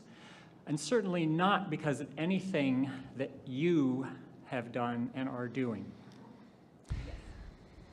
On Wednesday, I had a moment of a little bit of relief when I saw this, and I thought, oh, well, maybe they're actually going to hire a firm and have a proper search conducted. And unlike some of you, I took the time to read much of this.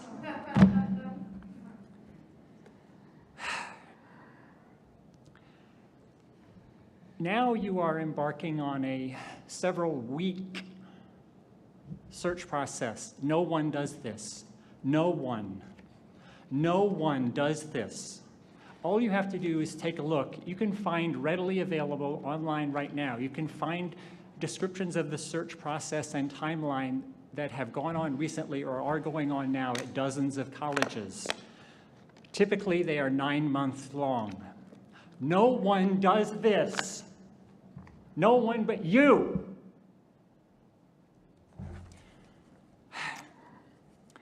Trustee Swanson said earlier in this meeting, quote, "Everybody's upset at the interim." I wonder if you'll keep that in mind and probe into why that is as you conduct this search.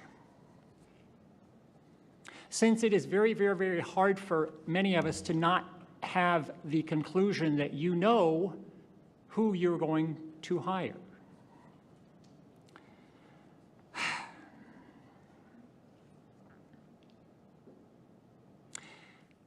Some references have been made to the motion that was brought forward to not go with a search firm, but to have the ad hoc committee do most of the work. One other point I want to make about that is people have wondered about the origin of it. It's largely an expansion on something that the chair said at the last meeting when he said he would entertain a motion to have the ad hoc committee do, and then he listed about 6 things that were part of the process that he thought they should do. And even though that motion was not acted on at that time, go back and look at it. It sounds a lot like what we heard today. One thing we did not hear today was a discussion of anything having to do with the qualifications that would be stated as qualifications for the new president. Curious about that. And there was no mention made of preparing some sort of clear written criteria for evaluation of candidates as you go through the process. Interesting.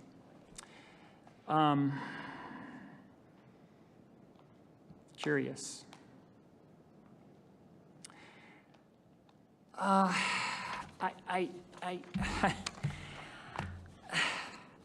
thing that really baffles me is what you're doing is so blatant. It is so brazen. It is so obvious. All you hear are comments excoriating you for doing this, questioning you for doing this, and you keep doing it more and more. But what I'm still, and I've asked you this the last 2 times that I've spoken in recent months at these meetings, what are you trying to accomplish? When you get this new president permanently in place, whatever permanent may mean, given God knows what will happen, what are you actually trying to have happen here at this college? What is it that you, with whoever you have in place to do your bidding, what is your bidding? What is your sense of what should change? What is it you want to do to this place? You have offered not a single word of explanation. And if you want it to continue to be successful in the way that it has been, why isn't the presidential search process anything at all like the ones in the past? Thank you very much. Your time has expired. However, if the board would like to have him continue, without objection, we can have him continue. No objection?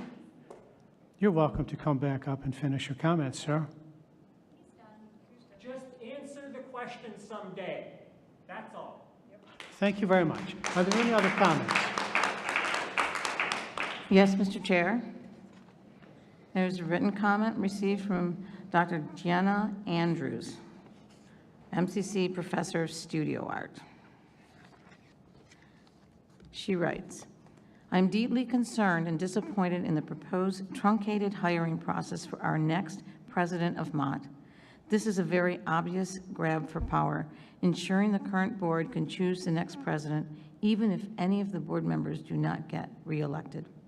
The board is blatantly disregarding Mott's established hiring procedures that are in line with almost all higher education institutions, as well as our accrediting organization, Higher Learning Commission.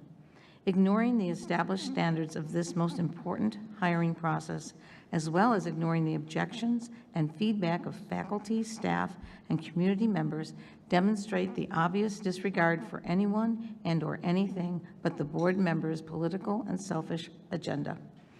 This is a continuation of actions this board has taken with little or no attention to employee and community feedback, such as with the hiring of our unqualified interim president, who has only addressed the campus community with a repeated, pre-approved speech and has answered none of the questions asked of her, like what happened in the August faculty meeting. These actions, like previous actions, are unacceptable and will only serve to weaken Mott's services to its students, employees, and community, and destroy its long-held strong reputation and standing in the Genesee community and the state higher education system as a whole. Thank you very much. Are there any other? Yes, Mr. Chair. I believe Lisa Banks from Grand Blanc may be here to make comments in person.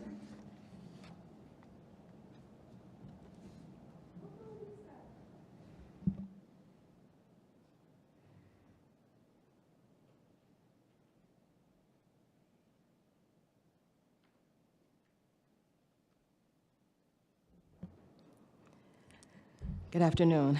Like so many of my colleagues, my comments to a certain degree feel like, why bother at this point? Not just because of your decision to make your decision before you listen to us, but because you never listened to us anyway. My name is Lisa Banks, CPA and full-time accounting faculty here at Mott for 19 years, with 30 years total higher education teaching experience. I have also, in my work as a financial professional, sat on several not-for-profit boards in the community. I was actually privileged to be asked to participate on the interview committee for the previous presidential search here, a committee which included faculty, staff, students, a member of the Foundation for Mott Community College, Mott trustee, board members, community leaders, students, local citizens, all of whom we consider to be stakeholders in this beloved institution. As I began this extremely important assignment, I also began to realize how complex the process is, and I'm writing today, or sitting here today, to stress the importance of having an impartial headhunter running this entire process.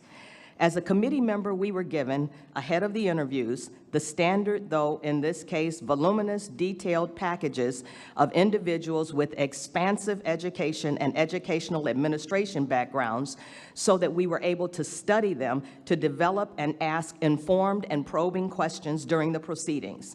But that was only the beginning. The headhunters the college hired did an outstanding job of digging deeper. After we interviewed the candidates, but before we deliberated to make our decisions on whether or not they were to be moved forward for a final interview, the headhunter relayed to us the information that the candidates did not include in their dossiers. We found out additional and consequential, in some cases unpublicized information that in the informed opinions of the committee members disqualified some of them because it demonstrated character flaws, like injurious interpersonal communications with the faculty and staffs of the previous institutions they had served. On the other hand, the headhunter was also able to clear up what looked like negatives on others' resumes by relaying extenuating circumstances or expectations of the boards that they had served that changed the context of what might have otherwise disqualified them. The headhunters were detectives. The headhunters were professionals in their industry, and they knew the legalities of the hiring process. The headhunters did their job in a way that local board of trustee members are not capable of doing or not qualified to do on their own. These headhunters understand the assignment and bring us candidates who are qualified in this industry because of their experience in education and also of extreme importance because of what we old schoolers would call their Rolodex. These individuals were connected in the industry. They had a history of service on state, regional, national education boards and committees, as well as community and education-related organizations that informed the decisions that they made in their storied careers. These people knew people. They knew people who could help them when unique situations arose here at the college that needed quick solutions that a novice in the industry would not have time to figure out without knowing and consulting someone in a similar position who faced a similar challenge. Their connections brought a whole other level of experience with them to lead the college. I am not only a proud MCC faculty member, but a proud resident of this county. As I woke this morning, I had another proud MCC representative on my mind, one whose name I knew as a child growing up in the Flint Community School System, one who sat on the board on which you sit right now, one who herself had a background in education and understood her assignment as a trustee, one who loved the very ground that this institution is built on. And I would hope that this board would do right by this community in continuing the tradition of supporting Mott Community College as Lenore Crowdy did. I can still hear her saying, as she did every single year at our all-employee breakfast and anytime she had a mic and an opportunity to speak on our behalf. Mott Community College is the best community college in the state. Mott Community College is the best community college in the country, and Mott Community College is the best community college in the world. Let's make sure we commit to a process that does not veer from this goal, but will bring us a leader who is qualified to carry on that tradition of excellence in community education. Thank you for your time. Thank you very much. Are there any other comments? Yes, Mr. Chair. The balance of the comments are in writing because people were used to seeing Mr. Kaiser in this space. I want to ask if anyone else did not turn in their sheet but intended to speak in person before we move on to just the written comments. I see none. Okay. The next comment in writing is from Cheryl EWLES Ewells from Rolling Hills Lane.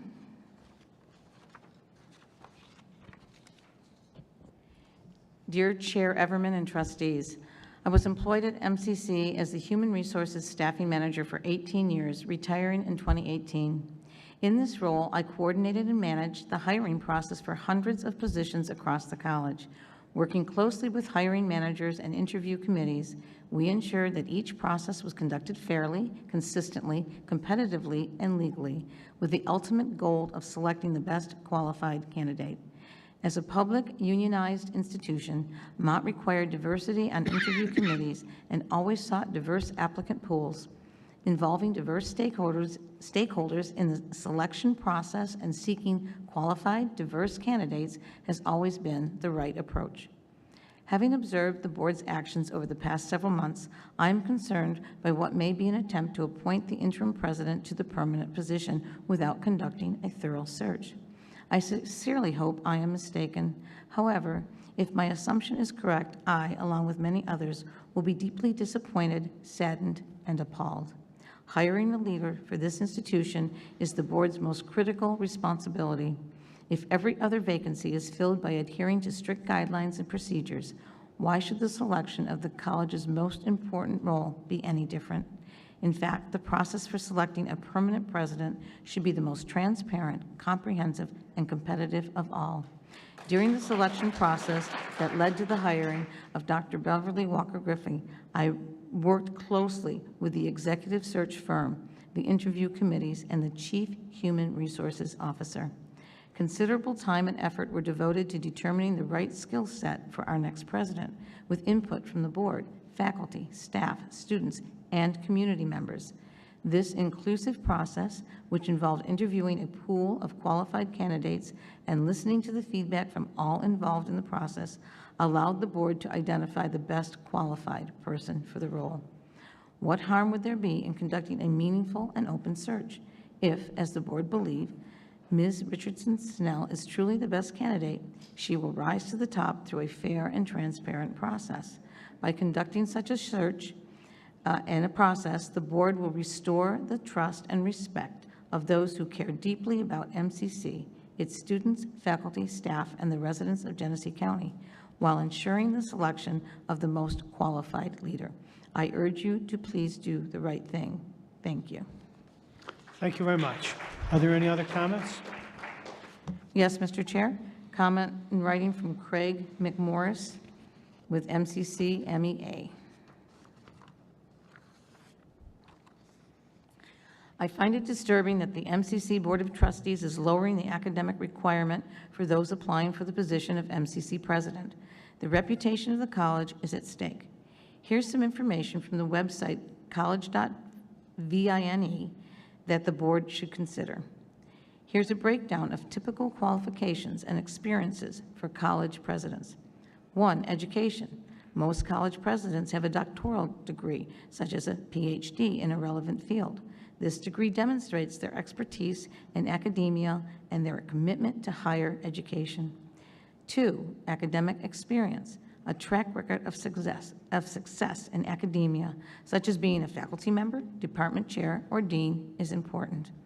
To my knowledge, the current temporary president does not meet either of these qualifications. Then again, I suppose, if a convicted felon can run for president of the United States, you consider it okay to water down the qualifications of the person to run our college. Thank you very much. Are there any other comments? Yes. The next one is from Linda Lee Masood. Sorry, I don't know her. She writes as follows. Mr. Chairman and distinguished members of the board, my name is Linda Lee Masood? Masood, thank you. It's important to get the name right. I'm a resident of Flint Township and have worked at Mott Community College since 1975. As a longtime employee of Mott, I have experienced firsthand the paramount importance of choosing or not choosing a college president wisely and carefully. Mott's recent national accolades under the leadership of Dr. Schenk and Walker Griffey demonstrate the value of a well-chosen president. Our next president needs to be selected with the same rigorous, data-driven approach if we are to maintain our outstanding reputation in the community, state, and nation.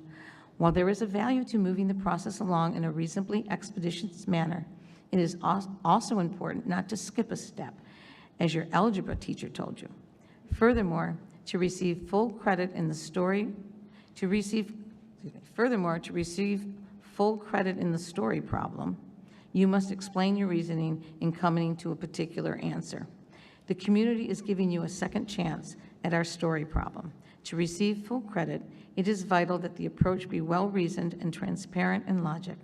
This path is vital to retain or regain the confidence and support of the various stakeholders in the entire community college district. Considering the acute dissension of the last few months, proceeding with a clearly defined and well-substantiated approach will bolster the support in the community of you as the board, as well as the reputation of the college in the community. The approach should include, 1, identifying key leadership skills and characteristics through stakeholder engagement. 2, developing a targeted recruitment strategy to attract applicants with those strengths. 3, utilizing a diverse selection committee to ensure comprehensive candidate evaluation. 4, employing a standardized objective evaluation rubric consistently across all candidates. And I also choose to repeat this final word of recommendation, quote, "Plans fail for lack of counsel, but with many advisors, they succeed," end quote. That's Proverbs 15:22. Your actions in the next few months will have long-standing ramifications on the success of Mott Community College, this priceless lighthouse in the Genesee County community. Respectfully submitted. Thank you very much. Are there any others? Yes, Mr. Chair. I'll share with you Jennifer Doerr's written opinion. She's with the faculty of MCC. My name is Jennifer Doerr, and I have been a faculty member of Mott Community College for 16 years. It is imperative that the Board of Trustees follow a transparent and thorough process in the search for the next MCC president. That is not what is being proposed by the board at this time. The students, faculty, community, and all stakeholders of Mott Community College deserve nothing less than a completely professional process to find the most qualified and experienced and inspiring president. Thank you very much. Are there any other comments? Yes, Mr. Chair, we have a written comment from Megan Smith of Flint. She writes, "I don't support the board giving the permanent president of Mott to Shonda Richardson Snell. She is not fit, as well as how you can just decide without our votes in an election. We should all have a say and input in this decision as a citizen who pays taxes to this college." Thank you very much. Are there any other comments? Yes, there are, Mr. Chair. From Philip Greenfield of the Mott faculty, he writes, "I appreciate your assurances that you are hearing what we've said and that you are actively listening to our concerns. I hope you will continue that during the process you will lead as we choose a new president. Excuse me. I hope you will continue that during the process you will lead as we choose a new president. Ideally, you'll give all of your stakeholders the time they'll need to get to know the person on which you finally decide, the students at Mott, the faculty and staff that teach and support them, and the larger Flint community that relies on this institution. You need us to buy into your decision. Please give this community and its students the respect and time to do so. Please slow down so this process that you can make the best final decision for all of Flint." Thank you very much. Are there any other comments? Yes, Mr. Chair. This is from Dr. Myra Fulmer of Dr. Mara Fulmer of Grand Blanc.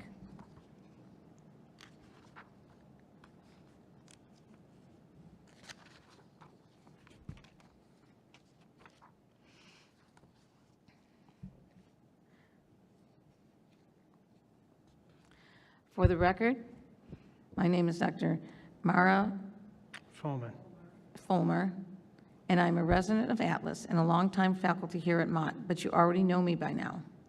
Along with many of my colleagues, I share my comments at this time because of my serious concern about the intentions of this board in determining the highly abbreviated timeframe for hiring the next and preferably highly qualified permanent president of Mott Community College. First, I would like to admonish you, Mr. Everman, for your offhand remark at the previous board meeting in response to the interim president's report about having met with HLC's accreditation liaison. I'll paraphrase her remarks indicating that the HLC representative indicated that Mott was in good shape. Quote, "blue skies" was the phrase used. And I agree that this is likely the truth due to the ongoing hard work and continued efforts of our administration, staff, and faculty to maintain quality and the proper records to affirm our work. Your response, however, was abhorrent. You said that they, quote, didn't know what they were talking about, quote, referring to those of us who had spoke about the potential threats to our accreditation based on your own and this board's dysfunction. Let me remind you that we did not make any of it up. 2A1, each of my colleagues and myself who spoke before this body regarding this threat were quoting to you from HLC's criterion for accreditation that Mott has held accountable to. We did then, and we do now, know what we're talking about and have the long-time experience, training, and education to back it up. Your obvious disdain for the employees of this college is apparent and unseemly for the chair of the Board of Trustees of a college. Perhaps you should try to go back to complete your own education to learn a few things yourself. While I have been at Mott heading into my 28th year, I previously worked in higher ed with 6 years at an international regional university, as well as 5 years at a major university in upstate New York. Through this nearly 40 years of experience, I have observed the hiring process for numerous CEOs for these public institutions, and in all that time, I have never seen them try and rush through a hiring process in as short a time as you are considering. Even worse, they would never abandon the considered and vital importance of the input of the community they serve, including the institution's financial base from the community, the faculty, staff, and especially the students. Everything was transparent. You, on the other hand, have made a mockery of this process of so-called transparency and respect for the communities you serve, which, by the way, is all of us. Your rush through the process is a clear and ironically transparent effort to try and avoid any meaningful input from the people you serve. It is also a clear and transparent effort to select your preferred candidate, our interim president, who, while a nice person and perhaps well-meaning, was not and is not the most qualified person for this important job. But you are more concerned with keeping yours and the power you think you have by upending the quality and future of this institution because of your ego. You wish to have this process wrapped up before the end of your term so your preferred candidate can be assured. That's because the election may not go the way you want it to. This is your motivation, and it is a despicable, ignorantly conceived one that I hope you will come to your senses and reconsider. In the meantime, I and my colleagues are just plain tired of this continuing mockery of board leadership, all while we are attempting to perform our jobs to serve our students to the best of our abilities, all while you create a hostile workplace through your persistently inane behavior. Thank you very much. Are there any other comments? Yes, Mr. Chair. We've received from Chelsea James of Flint the following.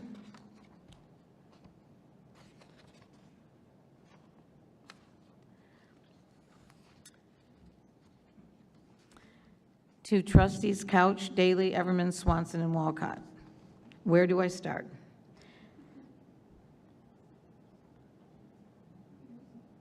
The reason I'm hesitating is, okay. Some of the comments did not relate to the presidential search. Okay. Where do I start? Your election to the Board of Trustees at Mott is one of the worst things that has ever happened at the college, and hopefully your terms will end with the coming election and recalls. We will work hard so that you will never be voted onto any board again. We also hope the unqualified people who you and Matt Smith have entered to run for MCC trustee in this November's general election are not elected. The way you bully employees is not tolerated anywhere else in the workplace, and the sad part is that you seem to enjoy it. You cover for each other like you have no conscience at all as to how others feel and never apologize.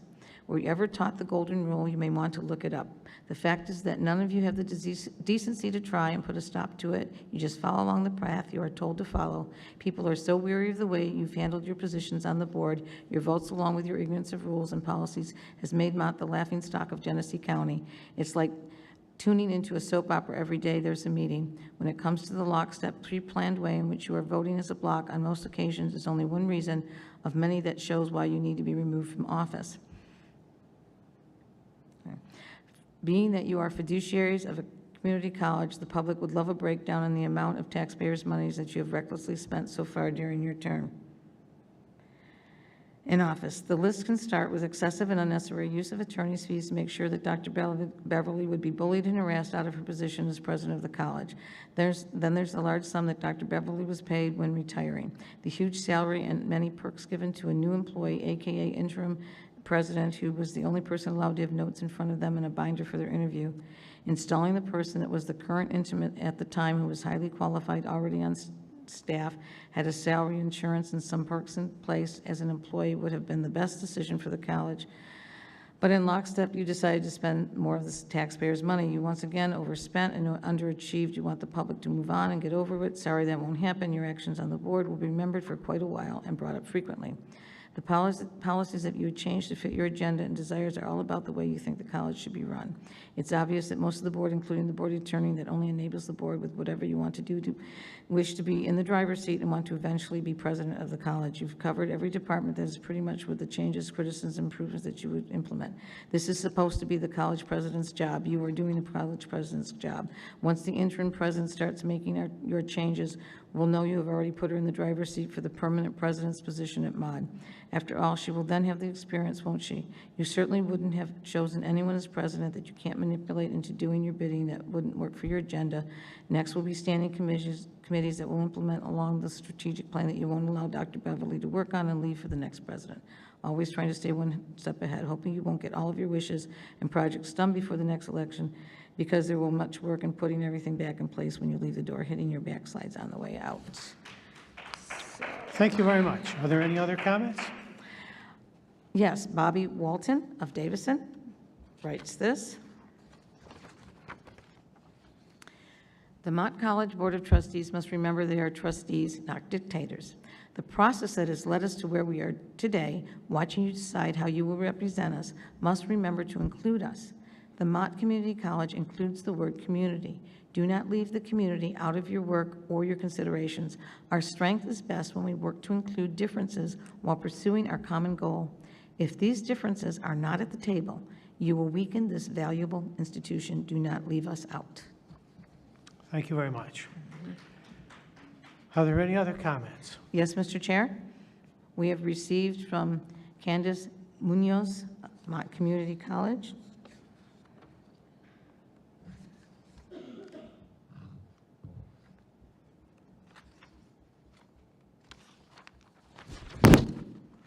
Excuse me. She writes, "Good afternoon. My name is Dr. Candace Munoz, and I'm a faculty member here at Mott Community College. I am submitting this comment because I am deeply concerned about the lack of preparation that the Board of Trustees is taking with rushing the process to fill the role of the president of Mott Community College. I strongly urge the Board of Trustees to pursue a process that takes time to vet the incoming candidates without just trying to place someone in the role in the next couple of months. This is a process that takes at least 6 to 9 months, and trying to pursue it in a timeline that is shorter means that you are taking a risk with our students' educational goals, their futures, and risking potential negative effects on the community at large. With that being said, I believe it is imperative that we use a national hiring firm to include potential candidates that have higher education experience from areas across the country to help us take advantage of the knowledge that comes from best practices or similar institutions. It is imperative that we restore the minimum qualifications for the job that were included before the board changes to attract the most qualified and effective candidate for the job. It is imperative that we take the time to include all of the constituents that have a vested interest in the college: faculty, staff, students, community members, local business owners, etc., and other people who have been a part of the fabric of the Mott community in the greater Flint area. We are a community college. Making decisions without hearing from the community is an insult and takes advantage of the dollars that they spend on tuition at our college. Their voices need to be heard, and their input needs to have weight in the final decision that is made. Finally, it is imperative that we have a hiring process that is transparent and that has clear written criteria that will be used for evaluating all of the candidates.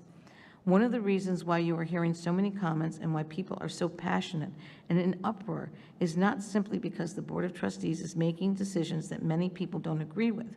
It is because we have board members and a current interim president who don't have a lot of experience in higher education and, most importantly, who refuse to take our feedback into consideration. I have personally witnessed several occasions where people have refused to answer basic questions about the hiring process, left the room so they don't have to listen to public comments, and generally made decisions to alter agendas so that final decisions are made before listening to the community.